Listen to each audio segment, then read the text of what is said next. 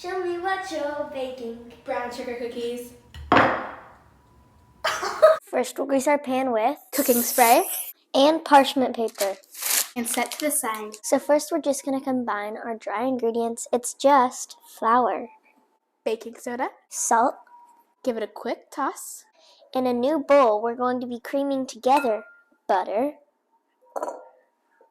And our dark brown sugar. Time to cream. No, I'm recording. See, look, it's nice and creamed. Now we're gonna add our egg and our egg yolk. Vanilla extract. Let's whip it up.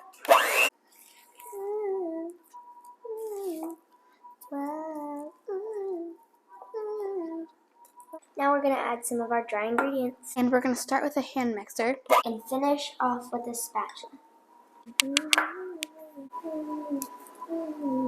Get a little bit of dough, like this. Roll it in some sugar. Put it onto a baking tray. Bake. Transfer to a cooling rack. All right. We need to taste test.